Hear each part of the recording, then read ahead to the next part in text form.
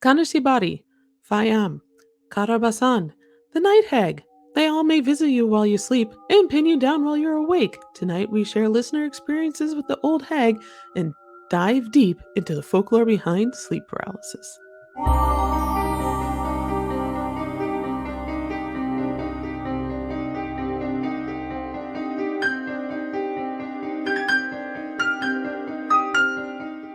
Hello, everyone, and welcome to another wonderful episode of the Cincinnati Cabinet of Curiosities presents the Hometown Haunts podcast.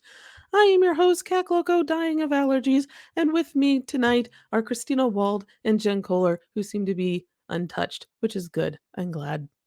2/3 of our group aren't sounding like a smoker right now. Ah, if you would like, you can follow us on social media at Sin Cabinet Curio on Twitter, at Cincy Cabinet of Curiosities on Instagram. We're dying to hear from you and your personal encounters with the paranormal and fringe history from your neck of the woods. Send it to hometownhauntedmail@gmail.com or join and share it on Facebook in our Facebook group, Hometown Haunts. We're also an official podcast that can be heard wherever you listen to podcasts. And if you want to see us while we're doing the show, not tonight. That would not be a great episode. You can watch the video feed on YouTube. Find us by searching Cincinnati Cabinet of Curiosities and please rate and review us there so other spooky history lovers just like yourself can find us. Links, of course, are in the show notes. The Six Bomb Boards does live art at all the local breweries and distilleries, and they do a lot of different events, and it's really cool. It's a collective of artists that basically draw labels that the different breweries have. It was started in Lexington, and they do a lot of events at movie theaters as well. So they'll like do pictures of Spider-Man at the new Spider-Man opening or Batman or whatever. And I think it's a really cool idea. A lot of times they sell the artwork off their easels. And I think this is a collection of artwork that they've done the past year in Cincinnati. It's Anthony Tank Mansfield. Yeah. Yes. And he does a lot of art stuff around town. He also has a podcast called What You Into too. So we've got the video insert that we can show. Yep. And that's going to be at Mad Tree Brewery on Madison Rd in the Oakley neighborhood.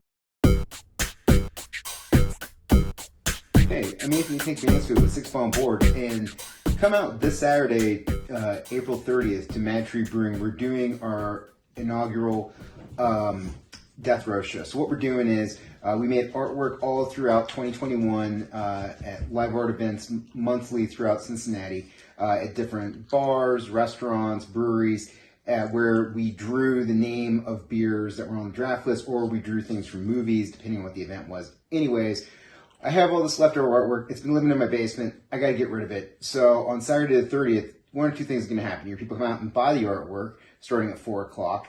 And from 4 to 8:30, you can pick up the artwork and buy it directly off the wall from us.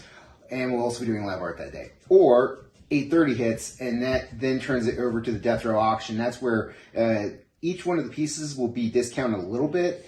But if it doesn't get sold, then it goes to Death Row, at which point we destroy the art. So we're going to light things on fire. We're going to break things with nunchucks. We're going to drown things unless you all buy them. Pieces start out, they're probably going to go between $50 and $100, somewhere in that range. So you kind of know how much money you want to bring that day. And yeah, help us save original art, or else it's going to get destroyed. Appreciate it. All right, back to the show.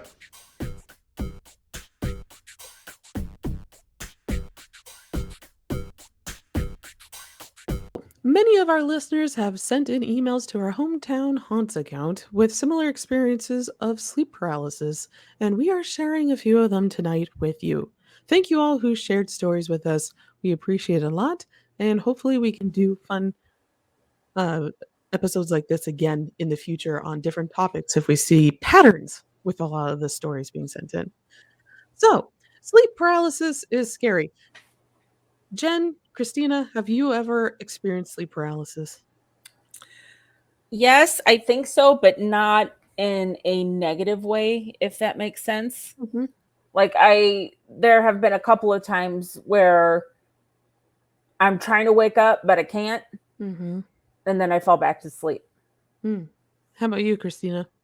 I had an incident like we talked about a couple of months ago where, how you said sometimes you'll hear your name said when you're like half asleep. Mm-hmm. And we were staying at a cabin in one of the parks in Kentucky, and I was like half asleep, and it was a strange place, and it was like I heard, and Troy was asleep. He was actually snoring, and I heard somebody say really loud in my ear, "Christina," and it was a man's voice, Ooh.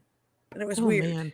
Yeah, and that's kind of similar to my experience, which was I remember waking up, and this was in our previous house here in Cincinnati, and I woke up random time of night, like 4, maybe 5 in the morning, slightly earlier than I normally would. And I look to the side, and there's a small child, maybe like 6 years old, staring at me like a black-eyed child. Oh no. And I just remember looking at it and going, "Yeah, you're not real," and rolling over and going back to sleep. So Not dealing with you. I'm not dealing with you. It says something to the Oh. amount of times you've seen this sort of thing that's your reaction. Yeah. Yeah, you're right. So They're not real.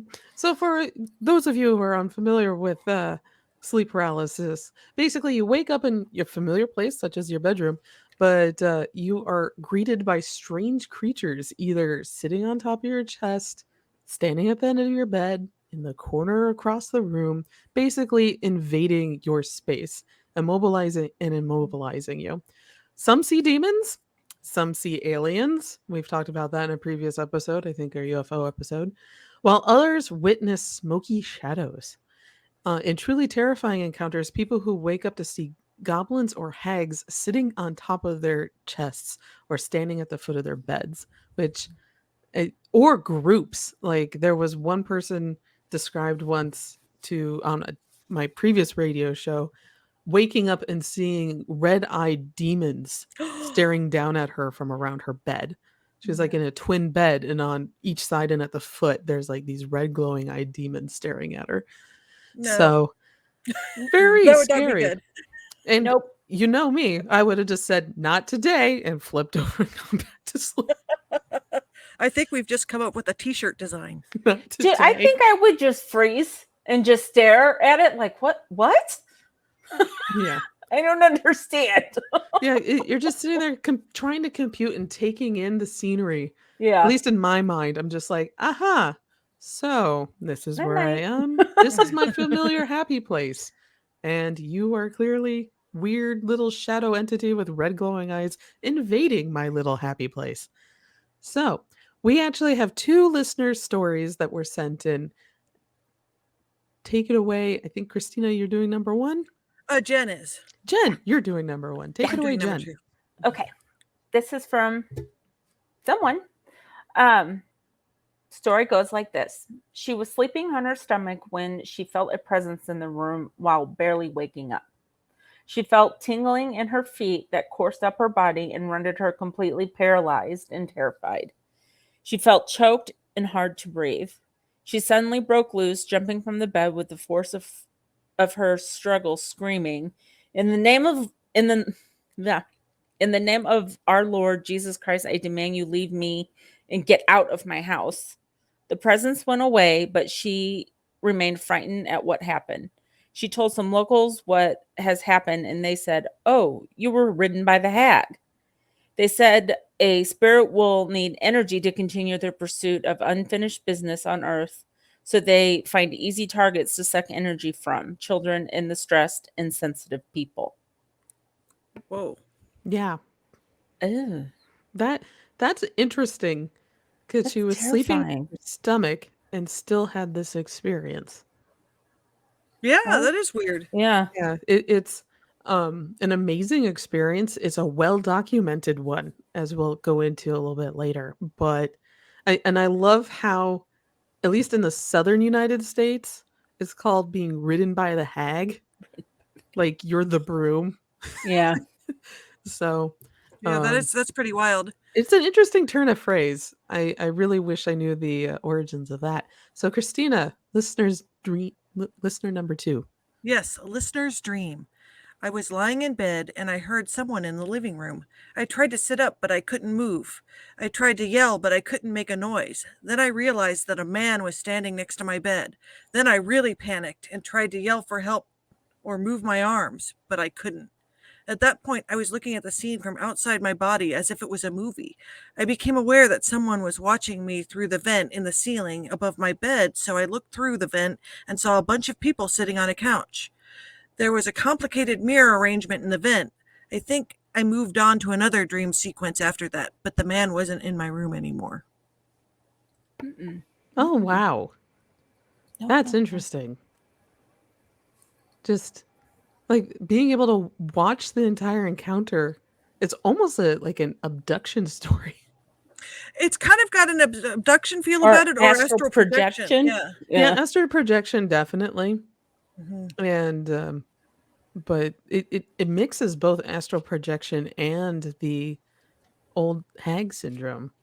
Yeah. It's Well, like, if you see a person that doesn't look demonic or anything standing next to your bed and you're half awake, how do you know if it's real or not? I guess you don't. I mean, because it could be someone that broke into your house and that's trying to hurt you. Who knows? well, my first impulse is to say, like, smack them in the crotch and see what happens. Like, I know if you're frozen in fear, though, that's really terrible advice because Yeah. but like, you're not gonna have a black-eyed child standing at the Well, no. side of your bed most of the time. Yeah, it's I mean, it's your fight or flight. Yeah, Some that's people, when they're scared, they hit. and you Others basically freeze. yeah, Yeah. and to keep from freezing, like anybody who's an emergency technician, like EMT, firefighter, police, doctors, they train themselves, I think, to not flight away. Yeah. And I think that's also with the conditioning that's happened with me with ghost hunting is you have to not run away. You have to Mhm. go, what is that? Yeah. So it is a little conditioning that you have to do. And Yeah, I that's just think I would experience. run. I Yeah. would try to. Yeah, Yeah. I And think there's so too. no harm. That's natural. Although Like, I can't run very well. I'm so out of shape. So I'd die anyway. well, it's a hag though, so it's going to be sitting on you. Running's not really needed. Well, no. I was thinking of the man standing next to the bed. Mhm. That's But true. no, if you can't breathe, you really can't move. Yeah. Yeah. Yeah. It's I don't know. If you had I'm just thinking from a true crime perspective now. I'm like, if there's a man standing at the end of your bed, you may not have enough time to react. No, and it depends on how heavy of a sleeper you are. Mm-hmm. And what they are doing. Right. Like, what are they doing at the side of your bed? So you may have a few minutes. Yeah. Or not. Yeah. Anyway. Although, just act like you're crazy. Scare them. And they'll be Yeah. like, "Oh, I didn't expect this reaction. I'm going to run now." Well, it's hard because like when you I mean the situation of sleep paralysis, which you're going to be talking about the folklore, is you can't move. Right. You And that's can't what the move. scary thing. You can't move or talk. I mean, Troy, when he was growing up, had a lot of sleep paralysis. Oh. I just remembered one of the times I felt like I was in between and I couldn't move Mm-hmm. was when I was in college and over the summer, and I had a roommate and she was leaving. She was from Hong Kong and she was leaving in the morning, like in the middle of the night. And for some reason, I feel like she was hugging me goodbye in my sleep. Hmm. And I was trying to wake up, but I couldn't. Mm-hmm. But I don't know if that actually happened or not. Ah. Yeah. Yeah. So But there was no fear. right. Yeah. Yeah. It's this case This usually is has fear with fear. it. Yeah. So because you're panicking and your brain is just swimming with hormones and endorphins and all that, and it's just things are getting mixed up. We'll cover that in the science portion in a little bit. So the Mhm. folklore. On to the folklore. So sleep paralysis is part of the human condition since humans have existed. Sleep researchers from the National Institute of Health have estimated that close to 30% of the population will experience sleep paralysis at some point in their lives, which means we have a whole lot of stories from across the globe and throughout the ages of sleep demons, specifically incubi, sleep ghosts, sleep curses, and shadow people, and even alien abduction experiences. It is thought that sleep paralysis was the originator of the term nightmare. In Old English, the name for beings who sat on your chest was mare or mir from Proto Germanic meron. Wow, say that 10 times fast. Or the Old Norse mera. Hence the mare part in nightmare.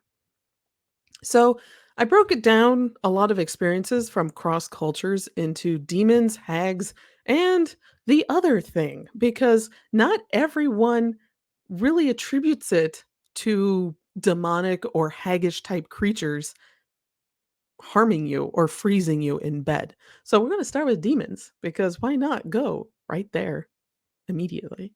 So, in Scandinavian folklore, sleep paralysis is caused by mare, as we just talked about, a supernatural creature related to incubi and succubi.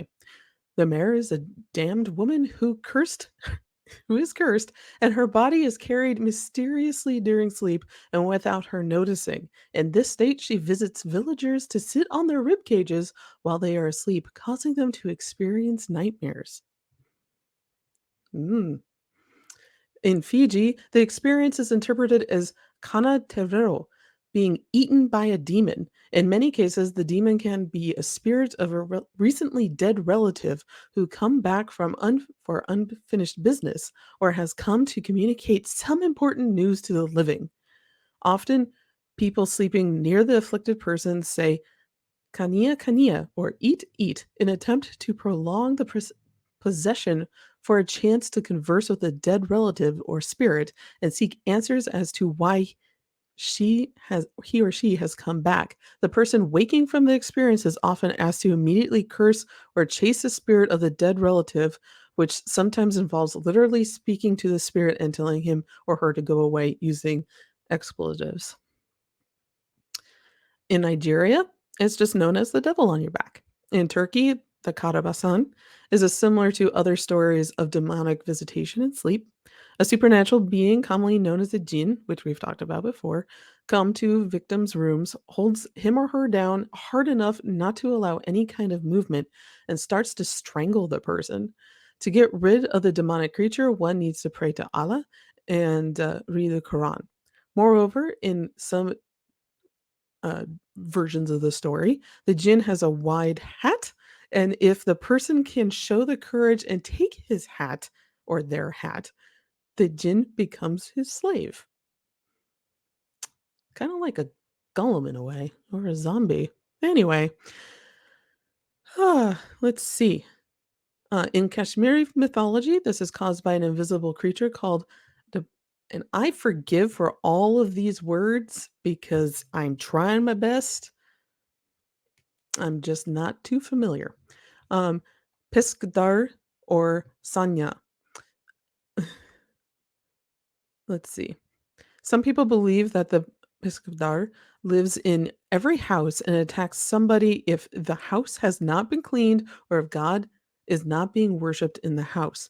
One also experiences this if one has been doing something evil, satanic, or derives pleasure from the misfortune of others. So that's an interesting version. It's more of a revenge spirit and less of a one that's trying to eat your soul or panicking you.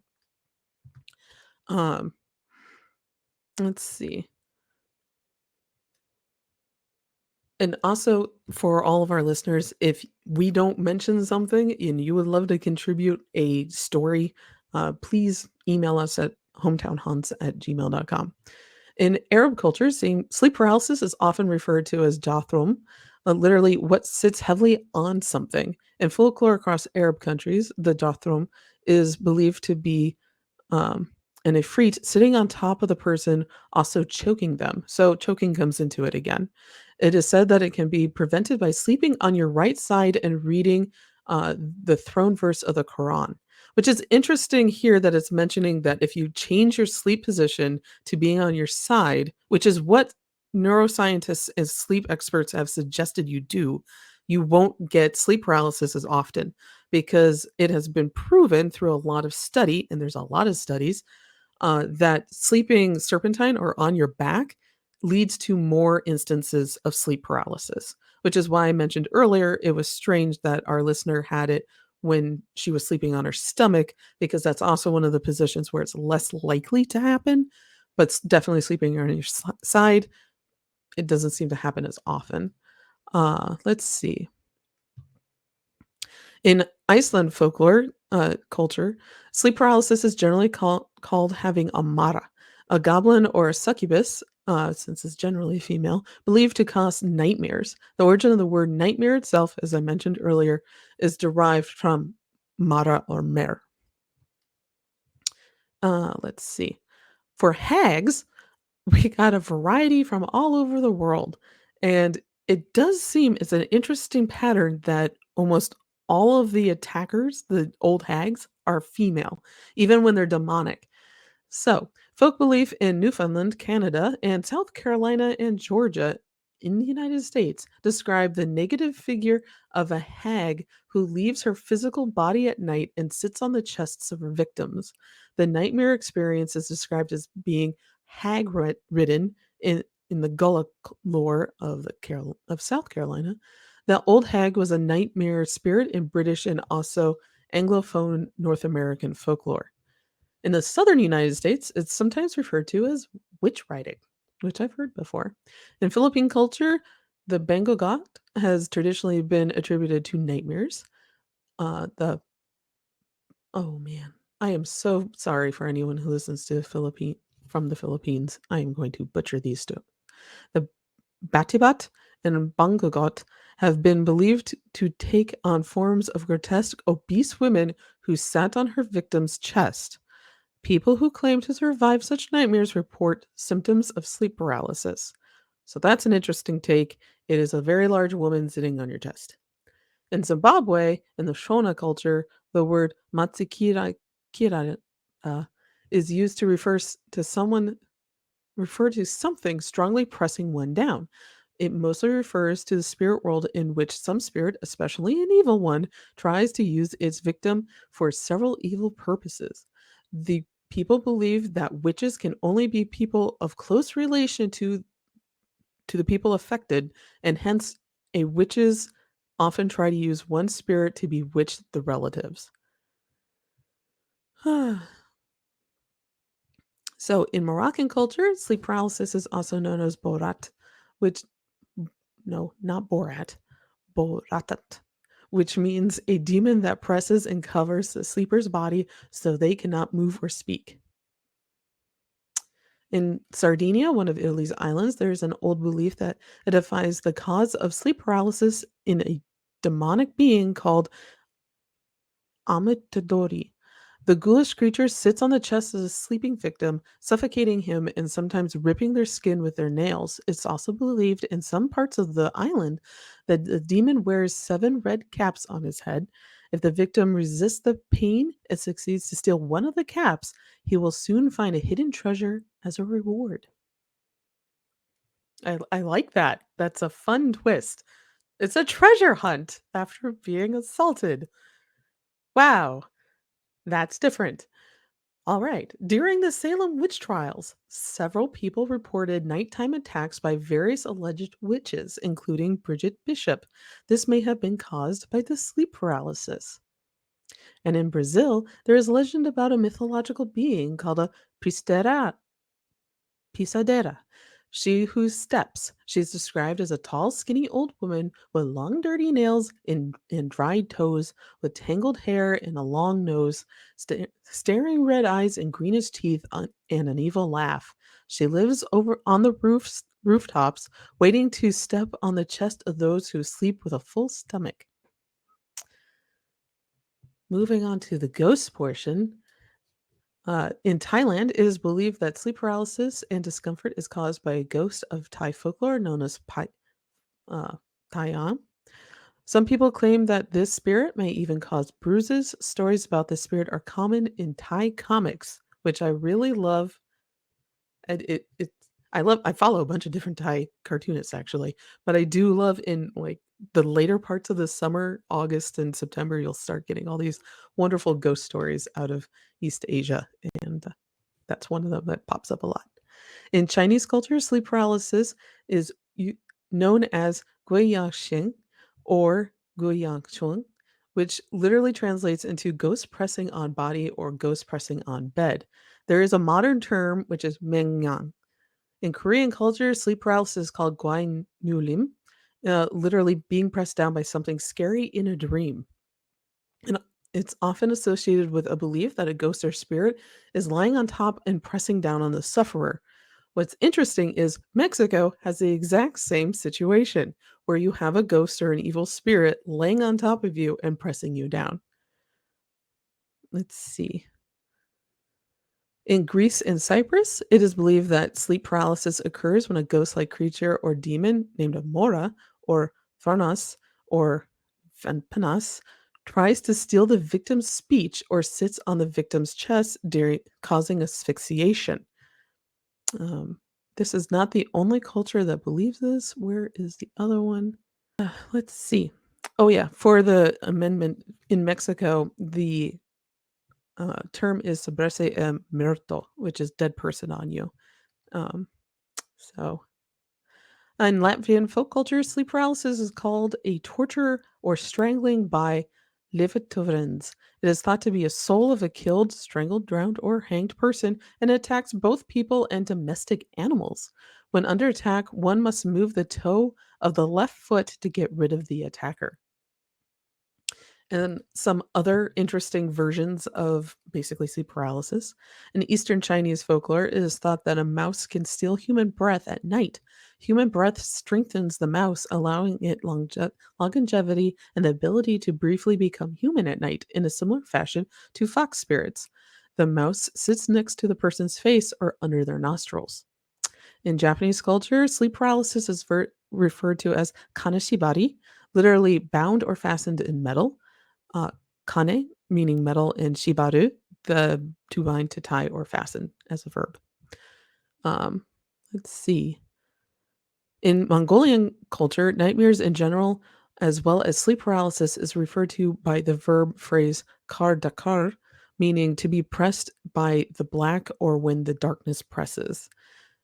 And I could go into the etymology of all of that, but basically it's interesting that it's not necessarily a form, it's just the darkness is pressing you.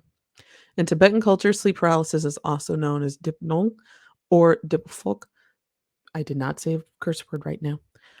It's written Phok, which literally roughly translates to oppressed or struck by, or a shadow, or a spiritual pollution, if you can get that concept. In Hmong culture, sleep paralysis is understood to be caused by nocturnal pressing spirits. Dabzong they attack sleepers by sitting on their chests, not in their chests, on their chests, sometimes attempting to strangle them. And this is explained by Dabzong is responsible for sudden, unexpected nocturnal death syndrome. Oh, here it is. In Bengali culture, the phenomenon of sleep paralysis is referred as boba, or speechless. In Swahili areas of South Africa, it is known as jinamanzi, or strangled by jinn, which refers to creatures sitting on one's chest, making it difficult for him or her to breathe. It is attributed to result from a person sleeping on his back. Most people also recall being strangled by this creature. In Finnish folklore, sleep paralysis is called unohavalus, or dream paralysis. In Catalonia legend and popular culture, the pasanta is an enormous dog, sometimes a cat, that goes into people's houses in the night and puts itself on their chests, making it difficult for them to breathe, causing them the most horrible nightmares. The Pensanta is black and hairy with steel paws, but with holes so it can't take anything. So those are some of the varieties of sleep paralysis from around the world. And if you've noticed, there are some patterns. Everyone's being held down, speech is gone, and a lot of times people are being strangled. And I know there is another variant where the creature is strangling you, but it has no thumbs, so it can't actually kill you. So, what did you two think of that so far? Absolutely terrifying. Yeah. I'm disappointed no one has memories of hitting deer with their car after seeing People of Earth. Wrong episode.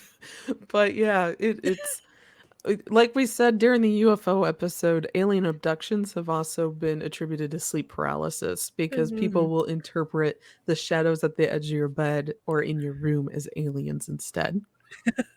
I mean, I think, obviously there is a deep physiological component to this because it is so ubiquitous throughout culture.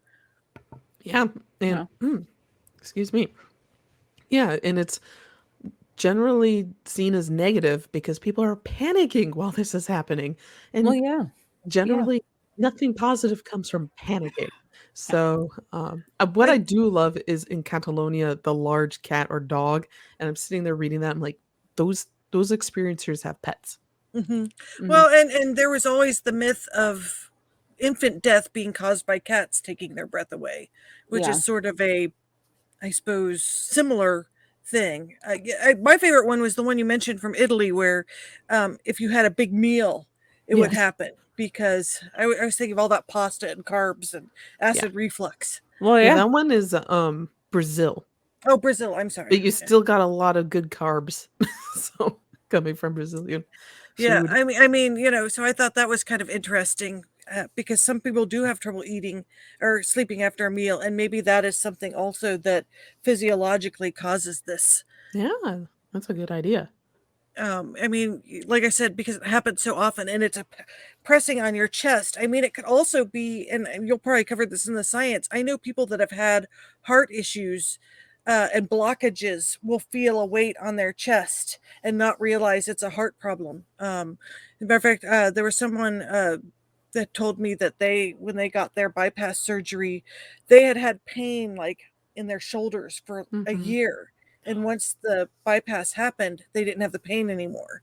Oh. And Wow. so one wonders if a lot of this stuff could also be heart problems or blockages. Sleep Yeah. apnea? Sleep I was apnea wondering is a about that as reason. well. Yeah, where Yeah. you stop breathing. Yeah. Mhm. So I didn't think about the heart and cardiovascular side of it, but you Mhm. may be onto something there, Christina. Yeah. So on to the science. Sleep paralysis, because people have experienced it so often, is a well studied phenomena. Even as far back as 1664, Dutch doctors were recording accounts of their patients experiencing it. In one record, the doctor's patient described the encounter as a large dog or devil was sitting on her chest. So then again, there it is. It's the pet, the gigantic pet sitting on on your chest. Common symptoms are the inability to move, speak, or breathe properly, which we've covered. The hypnagogic hallucinations or visions that happen while you're falling asleep, and the hypnopompic hallucinations are the visions that happen as you're waking up, as my black eyed child was clearly a hypnopompic hallucination. Auditory hallucinations or imaging or imagining sounds, which fits into yours, Christina. Olfactory hallucinations or imagining smells. A sense of heaviness or pressure on your chest, and feeling of being watched or touched, sometimes in a threatening or sexual manner. And fear, just fear. That's a symptom, which when all that's happening, I completely understand.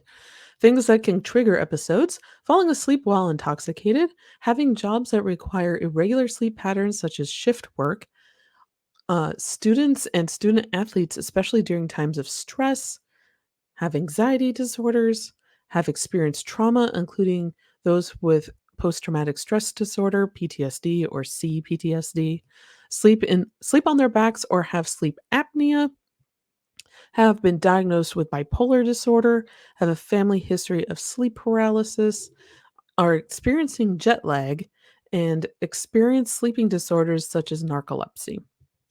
Also, it is noted that individuals who are survivors of sexual abuse and abuse as children do report experiencing sleep problems, sleep paralysis being one of them, because basically in those cases, people have chronic trauma from people assaulting them, essentially, and not feeling safe. So the constant staring and all that could be triggering it. Also, in a few different studies, stress can also cause this as well. So, what to do if you experience sleep paralysis?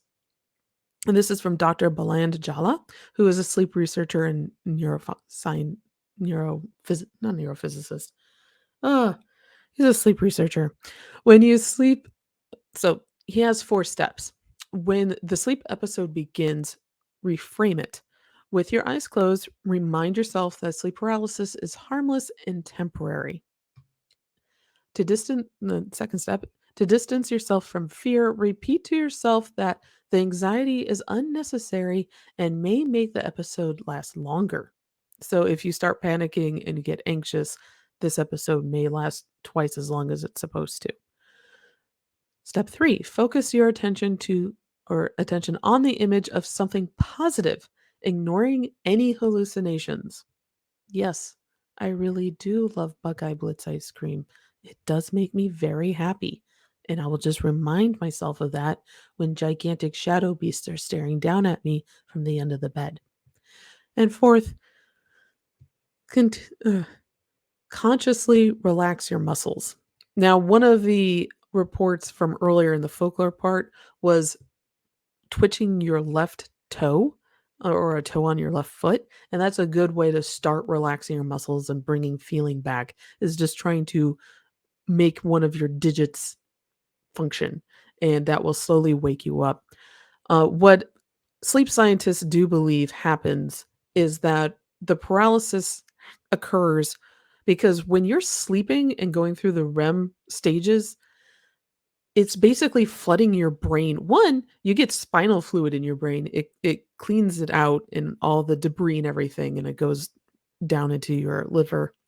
Um, Also, it is putting in different hormones to basically keep you from sleepwalking.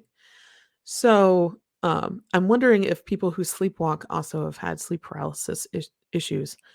But basically, when that sleep wake window isn't completely synchronized is when you have hypnagogic and hypnopompic stages of your sleep. And that's when you're hallucinating. You literally, your dreams are enacting themselves in front of you.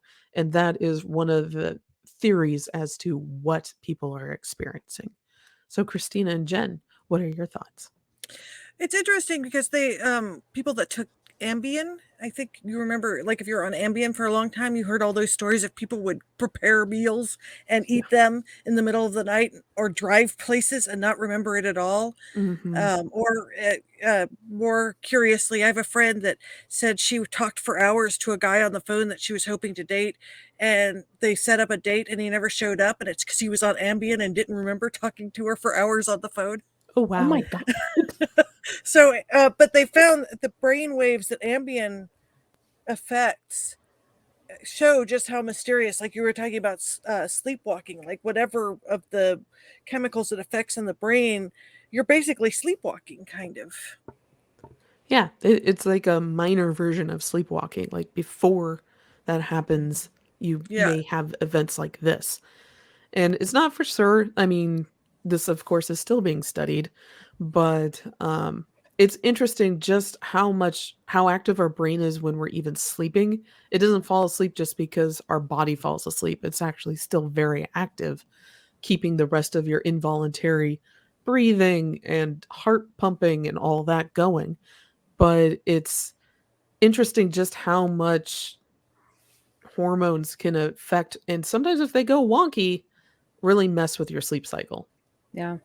Yeah. Well, everything Definitely. can mess with your sleep cycle.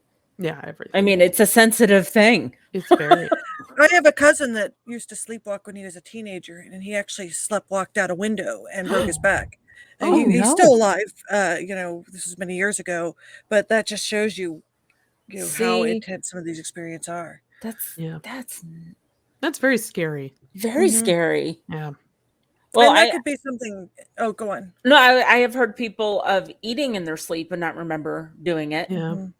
Yeah. Well, sometimes I wonder if there's some endocrinological issues with that too, like maybe younger people, because it seems like when he did that, he was probably a teenager, and that's when you're going through puberty. So Mm. one wonders if some of the endocrinological things of that make you sleepwalk, and because it disrupts, and it also makes me think, I wonder if those types of incidences are more or less because there are so many disruptors in our environment, like most plastics are disrupt your hormones, and all the different stuff that many products that you use. So I wonder if this has been increased or decreased. Yeah, I that's a mean, I good don't know, question. but Yeah. it's curious. Yeah, like the amount of microplastics Hmm. and how that affects the body. Lead in makeup, how does that affect the body? Just lots of questions of how lifestyle is affecting your sleep cycles. So, but that is I'm going to say, brief history of sleep paralysis, probable causes, and solutions. So, Yeah, if tell you, us your stories. yeah, tell us your Yeah. stories. So, if you have a story about sleep paralysis that you've experienced, or you have family tradition of what sleep paralysis is caused by, please send it to us at hometown haunted Okay. mail at gmail.com. Can't Well, remember I my forgot own to web do this at the address. beginning, but I can put it by now. There it is, scrolling underneath me. You can also join our Facebook group, which is Hometown Haunts, and share your story there on our Facebook page for other people to also read, and we may share it on our show as well. Yeah. Yeah, we Because, might be able to join together and all buy the Saddamsville Rectory. oh, yes, yes, the This is for sale. Adamsville We were talking Rectory. about that in the group recently. It's up Yeah, for sale right now. it And is. if you listen to, what episode was it where you talked about your experience there? It was from year one, so it's a long Yeah. time ago. Yeah. We've But talked yeah, about it a couple times though. yeah, but it's Yeah. up for sale. We would love to make it our headquarters and maybe an art gallery, and Sure. that would be fun. Hey, Bring It's a if my beautiful building. condo thing falls through, I might be able to buy it. oh oh let's One thing, stressful. talking about tonight's topic, when do you all think you have the most intense dreams? Because talking about disrupted sleep, like sometimes I'll get up super early and work when I have like you have a huge deadline right now, Kat. And sometimes when I'm like jamming and trying to get as much work done as possible, I'll get up at like 3 a.m. and work till 6. And then if I go to back to bed for a couple hours, I have the most intense dreams for that Oh. hour or so that I sleep. Stress does it for me a lot of times. And anymore with my antidepressants, sometimes I randomly get weird, vivid dreams. Yeah, I used to have really vivid dreams, and then after having kiddo, nope, just dreams Yeah. don't happen. I don't remember them. I know they're Yeah. happening. Though, speaking about the stress from a deadline, I actually had a dream last week that I remembered, uh, that I was drawing comics in my dream, trying to make it for the deadline. So, and I told, That's 100% stress related. yeah, that was. I woke up and I'm just like, wow, I can't escape it even in my dreams. Like my astral projection is trying to finish feverishly all these pages. And I'm in the home stretch. I just have to add the word balloons on 12 pages and then send the book to the printers. Be Well, like, you're "Ah." working stuff out a lot of times when you're asleep too. Mhm. That's where the term sleep on it came from. Mhm. Yeah. I find when I'm having trouble with an illustration or something, like when I sleep on it, if I go to sleep rather than trying to work through it, your brain will kind of work it out at night. Mhm. And there's a lot of documented cases of your brain continues thinking about it, like when they actually measure brain waves and stuff. Like if you're wondering how you want to paint something or how you want to draw something and it's just not working, your brain still works on it while you're sleeping. Yeah. Yeah. Yeah, or writing. It helps with writing too. Yeah. Hmm. But anything creative really. Yeah, Any I find little that quandary. I have a lot of deja vu when I paint. And I Huh. think the reason why I have a lot of deja vu when I paint is because it's not deja vu. What it really is, I'm doing the same thing over and over again. It's not really deja vu. It's just that it's like I'm always doing the same thing. I feel like I've drawn this black cat before. It's like, well, yes, you have. On the 50 million 24 times previous before. pages. Yeah, I mean, it's like it's not really deja vu. You really are doing the same thing over and over again. Yeah. I mean, I think that's something that artists particularly price it. I think any artist, but sequential artists, I think in particular, when you're doing comics or picture books, you start, recognizing patterns. I wonder What if about- animators, like especially old 2D animators, would dream about their characters and their work. Because talk about drawing something over and over and over again. I bet you they did. Yeah. That would Yeah. be a grueling job, actually, I would think. Yeah. You had all the people that painted those cells back in the day, hundreds and hundreds of usually women By Yep. painted hand. the cells for the Disney animations Yeah. in Mhm. the before times when they didn't let women in the animation room. Oh, jeez. I know Well, that's don't get me depressing. started. Yeah, Yeah, we don't no, want to we're get not started going on there. another topic. Mm-mm. I was just going to say one more thing about, like, if you're watching something or listening too much to true crime or whatever, does that affect your dreams? No. Okay, it does mine. If it's stress related, like working, Yeah. clearly it does. But also in a fun way, a lot of my stories are inspired from dreams that I happen to remember. Yeah. That's So, cool. yeah, like Witches and Sorcerers was a weird movie dream that I had where I just watched it all happen in front of me. I didn't participate, I just watched it. Yeah. And I remember being in the dream going, this would make a great comic. See, that's your muse talking to you while you're sleeping. Yeah, one of them. Very Yeah. chatty. Yeah. Can you imagine a little puppet show that was happening? Like an Inside Out? I Anyway. mean, Yeah, that's actually an yeah. episode we could talk about because Elizabeth Gilbert wrote some really interesting stuff about muses and where you get ideas and that sort of thing. And it is weird, when you're coming up with a creative idea or a story or something like that. It does just suddenly come to you. Yeah. Many authors talk about when they write the stories that the outcome for certain characters isn't what they expected. Mhm. It almost is a type of channeling. Yeah. Hmm. Yeah. I've I never mean- had that feeling when have written something, Oh. which is weird because I know a lot of people have said that their stories or their characters have their own life, and I don't know, maybe I just haven't written enough.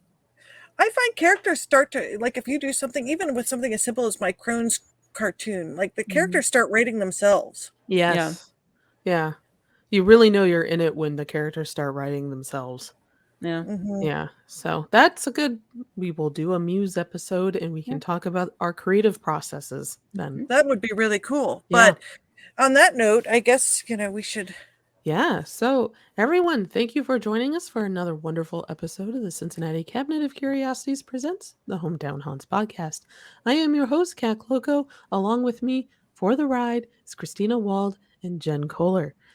You can follow us on social media at Sin Cabinet Curio on Twitter, at Cincy Cabinet of Curiosities on Instagram, and you can also join our Facebook group, Hometown Haunts.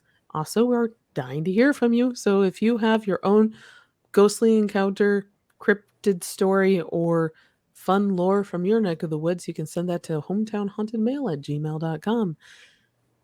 For myself and everyone else on our team, good night and stay weird. Bye-bye. Bye. Bye.